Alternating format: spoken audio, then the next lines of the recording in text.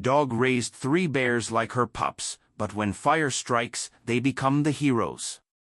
The morning air hung heavy with an ominous stillness that seemed to press against the earth itself.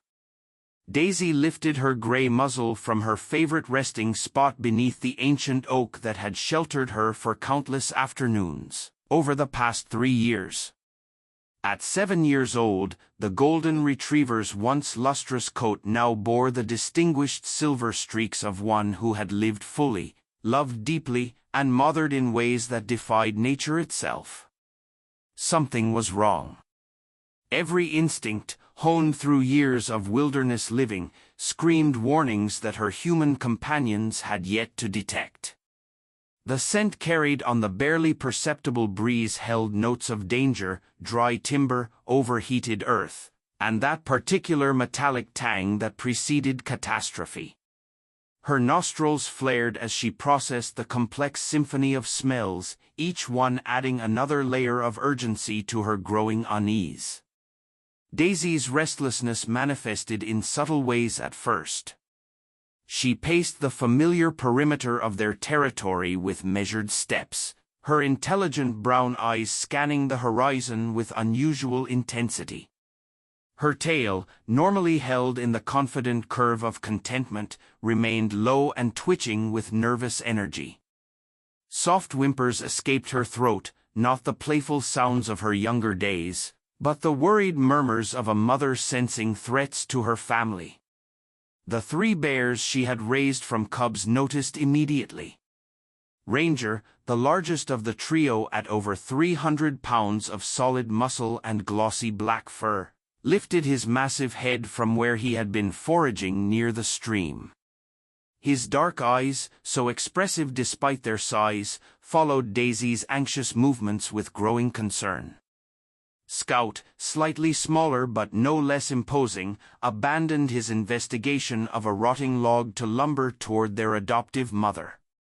Patch, whose distinctive white marking across his chest had earned him his name, rose from his comfortable sprawl in the afternoon shade and joined his brothers in surrounding Daisy with their protective presence. The bond between this unlikely family had been forged in tragedy and strengthened through years of shared experiences. When Daisy had first encountered the 3 orphaned cubs, barely old enough to survive on their own, something fundamental had shifted in her world. The maternal instincts that had never found their natural outlet in puppies of her own had poured forth with overwhelming intensity, transforming her from a working dog at the preserve into something unprecedented, a canine mother to wild bears. Now, as she stood surrounded by her towering children, Daisy's anxiety communicated itself through the mysterious channels that connected their unconventional family. The bears pressed closer, their massive forms creating a protective circle around their much smaller mother. Their own senses, sharpened by years of wilderness living but informed by Daisy's superior instincts, began to detect the subtle wrongness in their environment. Ranger's nose twitched as he caught the first hint of what had been troubling Daisy. The scent was faint but unmistakable to those who knew how to read the forest's warnings. Scout began a low, rumbling vocalization, not quite a growl, but a sound of unease that resonated through his massive chest. Patch moved restlessly from paw to paw, his head swiveling as he searched for the source of the disturbance. The human staff at Mountain Wildlife Preserve remained blissfully unaware of the drama unfolding among their most famous residents. Dr. Sarah Chen continued her morning rounds, checking on the recovering wildlife in the rehabilitation center. James Rodriguez updated feeding schedules and enrichment activities for the permanent residents. Thomas Wilkins, the preserve director, reviewed budget reports in his office, windows open to catch the morning breeze that he found refreshingly cool for late summer. It wasn't until the sophisticated fire detection systems finally registered what Daisy had sensed hours earlier that the peaceful routine shattered. The alarm's harsh electronic wail cut through the morning air like a blade, sending every human into immediate high alert. Within minutes, Thomas's radio crackled with the urgent communications from the regional fire service. Mountain Wildlife Preserve, this is Fire Command Central. We have confirmed reports of multiple wildfire ignitions to your west. Current wind patterns and dry conditions are creating extremely dangerous fire behavior. You need to implement immediate evacuation protocols. Thomas felt his stomach drop as he absorbed the information. The preserve housed over 200 animals in various stages of rehabilitation and permanent care.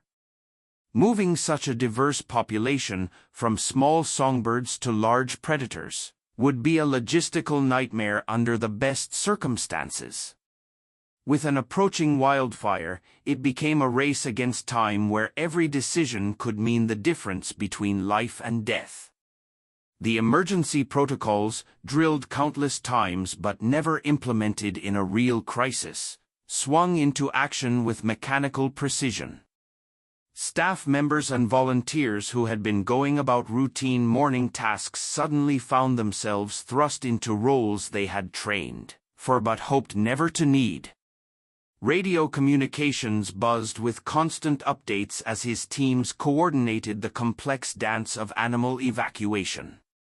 Dr. Chen took charge of the medical assessments, rapidly triaging which animals could be safely moved and which required special handling. The injured great horned owl with the healing wing fracture would need a custom transport carrier. The family of foxes recovering from mange required isolation units to prevent stress-induced setbacks. Each animal presented unique challenges that had to be solved in minutes rather than the hours of careful planning such moves typically required. James coordinated the transportation logistics, his years of experience with animal behavior proving invaluable as he organized the convoy of vehicles, trailers, and specialized transport containers. The eastern section of the preserve, separated from the main facilities by a natural fire break and blessed with access to multiple water sources, would serve as the temporary safe zone. But moving everyone there would require multiple trips along increasingly dangerous roads. Volunteers arrived in waves as word of the emergency spread through the local community. Retired veterinarians, former zookeepers, college students studying wildlife biology, and ordinary citizens who simply cared about the preserve's mission came together in an impressive display of human cooperation. Their varied skills and unified purpose created an efficient rescue operation that would have been impossible without their generous contribution of time and expertise. As the evacuation began in earnest, Daisy and her 3 bear companions found themselves caught in the controlled chaos. The bears, despite their size and wild heritage, had lived at the preserve long enough to recognize the humans as allies rather than threats. They allowed themselves to be guided toward the transport vehicles with minimal resistance, though their constant attention to Daisy's emotional state was evident to anyone who knew their story. The convoy of vehicles stretched along the access road like a modern-day ark, carrying its precious cargo towards safety. Daisy rode in the lead vehicle with Thomas, her graying muzzle pressed against the window as she maintained visual contact with the trailer carrying her 3 adopted sons. Her anxiety had not diminished, if anything. The organized evacuation seemed to intensify her sense that danger lurked just beyond their current perception. The landscape rolling past the windows told the story of a summer that had pushed the natural world to its breaking point. Months of below-average rainfall had left the vegetation parched and brittle. Creek beds that should have been flowing with clear mountain water held only scattered pools connected by muddy trickles. The forest canopy, normally a lush green tapestry, showed the yellowing stress of prolonged drought. These conditions had created a tinderbox of unprecedented proportions. Years of forest management policies that prioritized fire suppression over natural burning cycles had left the mountains choked with accumulated deadfall and undergrowth. When the inevitable ignition finally came, whether from lightning, human carelessness, or equipment malfunction, the resulting fire spread with a ferocity that overwhelmed traditional firefighting methods. Radio updates from the fire teams painted an increasingly grim picture. What had begun as isolated spot fires had merged into a massive conflagration covering thousands of acres. Wind speeds were increasing rather than diminishing, pushing the flames forward at rates that challenged even the most experienced firefighters' ability to establish containment lines. The evacuation convoy had covered roughly half the distance to the safe zone when Daisy's behavior changed dramatically. Her restless anxiety transformed into focused alertness as she suddenly stood in her seat, pressing her nose against the window with urgent intensity. Her breathing quickened, and she began the soft whimpering that her human companions had learned to respect as a sign of her remarkable intuition. Thomas glanced at the dog with growing concern. "What is it, girl? What do you sense out there?" Daisy's response was to bark, not the casual vocalization of a pet seeking attention, but the sharp, urgent sound of an animal trying to communicate vital information. She moved to the rear window of the vehicle, her eyes fixed on something in the landscape that had captured her complete attention. Following her gaze, Thomas spotted a narrow ravine cutting through the rocky terrain about 100 yards from the road. It was the kind of geological feature that dotted the mountainous landscape, a deep cleft in the earth created by millennia of water erosion, now hidden partially by scrub vegetation and fallen rocks. Under normal circumstances, it would warrant no special attention from the evacuation convoy, but Daisy's instincts insisted otherwise. Her barking increased in volume and urgency, and she began scratching at the window as if trying to reach whatever had captured her attention. The trailer carrying Ranger, Scout, and Patch had pulled alongside their transport vehicle, and through the metal mesh of their enclosure, the three bears were displaying similar agitation. Thomas made a decision that would later be recognized as pivotal to the day's events.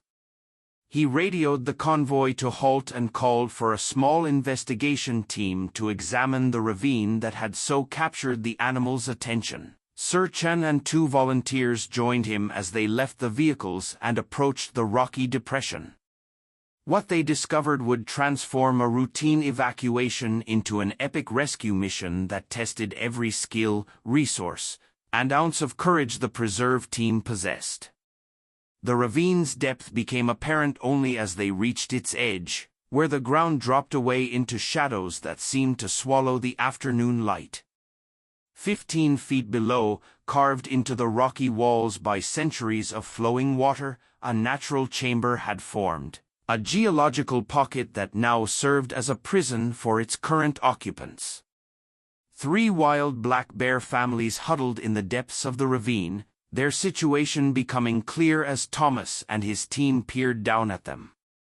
Each family unit consisted of a mother bear and 2 cubs, the adults easily recognizable by their protective positioning around their young. The bears had apparently sought shelter in what they thought was a safe refuge, only to find themselves trapped when a recent rockfall had blocked the primary exit route. The scene below painted a picture of mounting desperation. Large boulders, some the size of automobiles, had tumbled from the ravine's unstable walls and now formed an impassable barrier across the natural pathway the bears would have used to escape. The trapped animals moved restlessly within their rocky prison, the mother bear's agitation evident in their continuous low growling and the way they positioned themselves between their cubs and any perceived threats. But the physical obstruction was only part of their predicament. Thick black smoke had begun to drift down into the ravine, carried by the shifting winds that preceded the approaching wildfire. The acrid smell of burning vegetation filled the depression, and through the smoke, the orange glow of flames could be seen flickering between the trees on the ravine's western rim. The crackling sound of burning timber grew louder with each passing minute, indicating that the fire would reach their location within the hour. Dr. Chen quickly assessed the situation with the clinical precision that had made her one of the region's most respected wildlife veterinarians. "The mothers are showing classic stress behaviors," she reported to Thomas over the radio. "They're treating this as a territorial threat situation, which means they'll be extremely aggressive toward any rescue attempts. Normal protocols for handling wild bears aren't going to work in this confined space." The logistics of the rescue presented challenges that seemed almost insurmountable. The ravine's narrow configuration made it impossible to position heavy equipment for a direct extraction. Tranquilizer darts, the standard method for safely handling dangerous wildlife, would be ineffective at the required distance and angle. Even if they could somehow sedate the adult bears, moving unconscious 300-pound animals up 15 feet of rocky terrain would require specialized equipment they didn't have, and time they couldn't spare. Thomas coordinated with the Fire Command Center, hoping for additional resources or perhaps a temporary reprieve from the advancing flames. The response was not encouraging. All available firefighting assets were already deployed on containment efforts elsewhere, and the wind pattern showed no signs of shifting away from their location. They were on their own, racing against a deadline measured in minutes rather than hours. It was in this moment of seemingly impossible circumstances that Daisy demonstrated the full extent of the intelligence and empathy that had made her legendary among the preserve staff. Released from the transport vehicle to allow her closer contact with the trapped bears, she approached the edge of the ravine with purposeful determination. Her behavior shifted from the anxious pacing of earlier to something entirely different, a focused intentionality that captured everyone's attention. Standing at the ravine's edge, Daisy began to vocalize in a way that none of her human observers had ever witnessed. The sounds she produced were neither typical dog barks nor random noise, but something far more sophisticated. Her vocalizations incorporated elements of her natural golden retriever communication patterns, blended seamlessly with the growls, huffs, and grunts she had learned during her years of raising Ranger, Scout, and Patch. The result was a unique linguistic bridge, a cross-species communication system that had evolved naturally through the intimate bond between her and her bear children.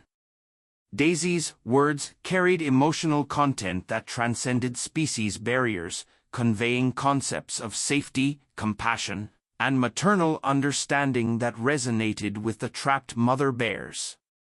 The reaction from below was immediate and remarkable. The wild mothers, who had been responding to all human presence with aggressive displays and threatening postures, gradually quieted their growling. Their body language shifted subtly but significantly, from the rigid tension of defensive preparation to something approaching curiosity. They continued to guard their cubs protectively, but their attention was now focused on the golden-furred figure at the ravine's edge, rather than on the human rescuers they perceived as threats. Ranger, Scout, and Patch had been released from their transport trailer and immediately joined their adoptive mother at the rocky precipice. Their massive forms created an imposing presence, but their behavior mirrored Daisy's, purposeful and communicative rather than aggressive. The three bears began their own vocalizations, sounds that blended their wild heritage with the unique language they had learned in their unusual family structure. What followed was unprecedented in the annals of wildlife behavior observation. The bears above and below engaged in what could only be described as a conversation, a complex exchange of vocal and behavioral signals that conveyed meaning across the species divide. The wild mothers began to respond with their own vocalizations, their cubs emerging from behind their protective bulk to peer upward at the unusual gathering above. Thomas watched in amazement as this interspecies dialogue continued. "I've never seen anything like this," he whispered to Dr. Chen. "It's like they're actually talking to each other." Dr. Chen nodded, her scientific mind struggling to categorize what she was witnessing. "Daisy has created something entirely new," she replied. "Years of living intimately with bears has given her insights into their communication patterns that no human researcher has ever achieved. She's not just mimicking their sounds, she's actually communicating complex concepts." The establishment of this basic communication link provided the foundation for what would become one of the most daring and successful wildlife rescues in preserve history. With the wild bears no longer viewing the humans as immediate threats, the rescue team could approach the ravine's edge and begin assessing the physical challenges of extracting the trapped families. The boulder blockage that imprisoned the bears consisted of several large rocks that had fallen in a configuration that completely sealed the ravine's natural exit. Moving these obstacles would require significant force and careful coordination to prevent additional rockfalls that could injure or further trap the bears below.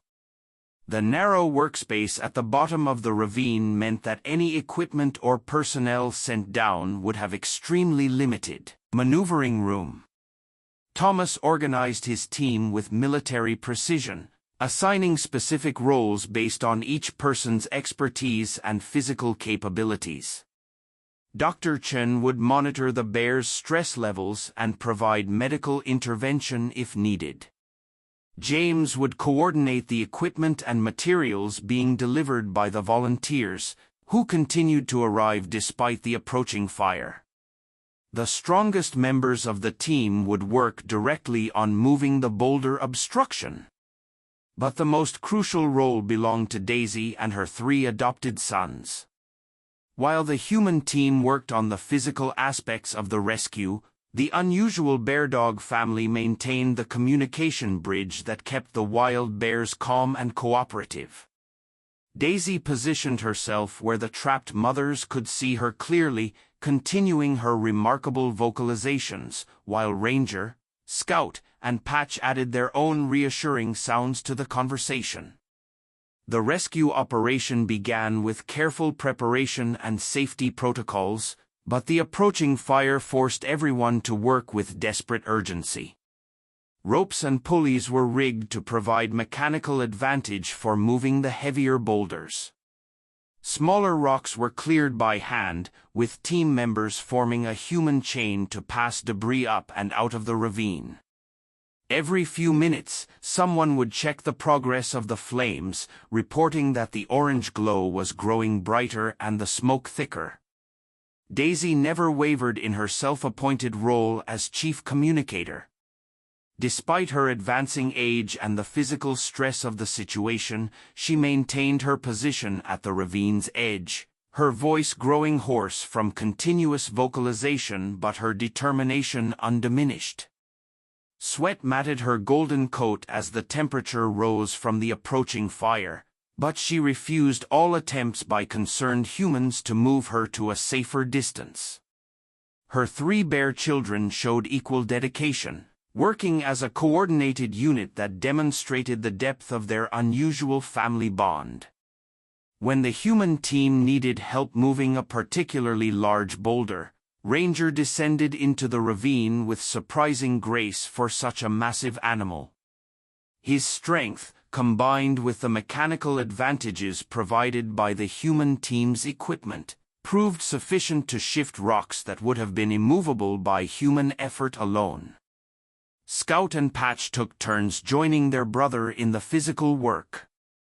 Their natural climbing abilities allowed them to navigate the rocky terrain with confidence. The sight of the mass of bears working alongside humans in a coordinated rescue effort provided a powerful testament to the bonds that could form between species when circumstances demanded cooperation.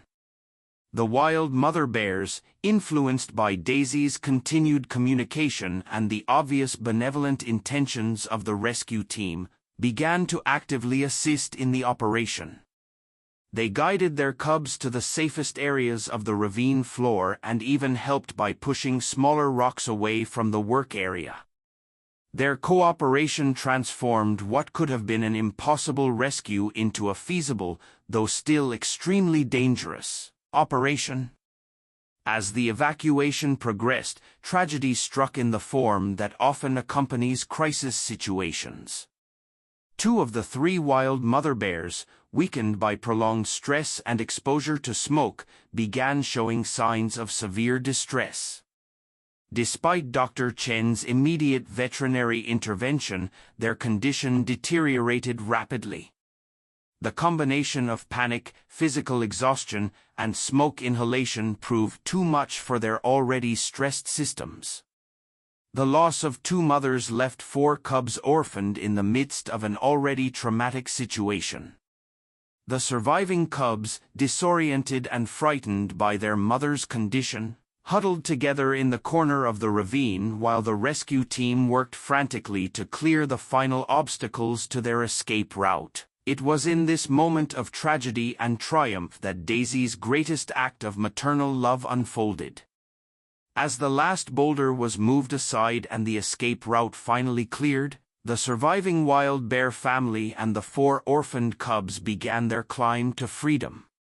The adult female and her 2 cubs moved quickly towards safety, driven by their instinct to flee the approaching danger. But 2 of the orphaned cubs, the smallest and most vulnerable of the group, seemed unable to comprehend their freedom. They remained huddled where their mothers had fallen, too young and traumatized to understand that survival now depended on their own actions. Their pitiful cries echoed up from the ravine, sounds of loss and confusion that touched every heart among the rescue team. Without hesitation, Daisy descended into the ravine. Her aging joints protested the difficult climb, and her breathing was labored from the smoke and exertion. But her maternal instincts overrode every physical limitation. She approached the orphaned cubs with the same gentle confidence she had shown when first encountering Ranger, Scout, and Patch years earlier. The cubs, recognizing in her the same maternal energy their own mothers had provided, responded to her presence with desperate gratitude. They pressed against her smaller form, seeking the comfort and security that only a mother could provide. Daisy accepted them immediately and completely, her capacity for love proving as boundless as ever. Ranger, Scout, and Patch joined their adoptive mother and new siblings, forming a protective circle around the traumatized cubs. The sight of 3 massive bears gently surrounding and comforting 2 small orphans while their golden-furred mother provided emotional support created one of the most touching scenes in the preserve's history. The evacuation from the ravine became a lesson in interspecies cooperation and family bonds that transcended biological boundaries. Ranger used his size and strength to help the smaller cubs navigate the difficult climb, while Scout and Patch flanked the group to provide security and encouragement.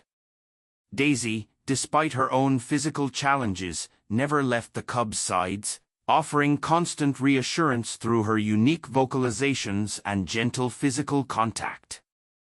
As the expanded family reached the surface and began moving toward the waiting transport vehicles, the approaching wildfire had reached the ravine's western rim. Flames danced among the treetops where they had been working just minutes before, and the heat had become almost unbearable. The timing of their escape could not have been closer. Another few minutes and the rescue would have become impossible. The convoy resumed its journey toward the safe zone with its precious cargo now expanded by 2. Daisy rode in the transport vehicle with her newest children, her body language showing exhaustion but also profound satisfaction. The older cubs, Ranger, Scout, and Patch, maintained protective positions around their new siblings, already demonstrating the same caregiving behaviors they had learned from their adoptive mother. The sight of this extraordinary family, a senior golden retriever serving as mother to 5 black bears ranging from tiny cubs to massive adults, created a powerful symbol of hope and resilience. Their story would spread far beyond the boundaries of Mountain Wildlife Preserve, inspiring people around the world with its demonstration that love, courage, and compassion could overcome even the most challenging circumstances. As the convoy finally reached the safe zone and began the process of establishing temporary facilities for the evacuated animals, Daisy settled down with her expanded family around her. The 2 newest members of her clan stayed close to her side, finding in her presence the security they needed to begin healing from their traumatic experience. The 3 older bears arranged themselves in a protective semicircle, their massive forms creating a fortress of safety around their beloved mother and vulnerable siblings. The wildfire continued to rage for several more days, consuming thousands of acres of forest and requiring the coordinated efforts of firefighting teams from across the region to finally bring under control. When the preserve staff was eventually able to return to assess the damage, they found that the ravine where the bears had been trapped was completely blackened, the surrounding forest reduced to ash and skeletal remains of once proud trees. The rescue had not only saved the lives of 7 bears and demonstrated the remarkable intelligence and compassion of one extraordinary dog, but it had also revealed new possibilities for understanding and communication between species. Daisy's unique language became the subject of scientific study, offering insights into animal intelligence and interspecies relationships that challenged conventional wisdom about the boundaries between different types of consciousness. But for Thomas and the preserve staff, the true significance of that day lay not in its scientific implications, but in its demonstration of the power of family bonds that transcend species boundaries. Watching Daisy teach her 3 adopted sons how to care for their new siblings, showing them how to provide warmth, comfort, and protection to the orphaned cubs, provided daily reminders that love and compassion represent universal languages that can bridge any divide. The expanded family settled into their new normal with remarkable adaptability. The preserve's facilities were rebuilt with enhanced fire safety features, and special accommodations were made for the unusual family structure that had emerged from the crisis. Daisy, now a mother to 5 bears ranging in age from infancy to full adulthood, approached her expanded responsibilities with the same dedication and wisdom that had made her legendary among those who knew her story. As the seasons changed and the forest began its slow recovery from the fire's devastation, the sight of Daisy and her 5 bear children walking together along the preserve's trails became a symbol of renewal and hope. Their story served as a reminder that even in the face of natural disasters and seemingly impossible challenges, the bonds of family and the power of love could create miracles that exceeded the boundaries of human imagination. The golden light of sunset would often find them gathered together in their favorite clearing, a senior golden retriever with silver-streaked fur, surrounded by 5 black bears of various sizes, all of them united by bonds stronger than blood and deeper than species. Their peaceful companionship spoke to something fundamental about the nature of family, love, and the remarkable capacity of the heart to expand and embrace whoever needs its protection and care. In the end, Daisy's legacy would extend far beyond her own lifetime, influencing wildlife preservation practices and inspiring countless stories about the possibilities that emerge when love refuses to recognize boundaries. Her unique family would continue to grow and thrive, living proof that in a world often divided by differences, the universal language of maternal love could create connections that transcended every barrier and brought out the best in all who witnessed its power.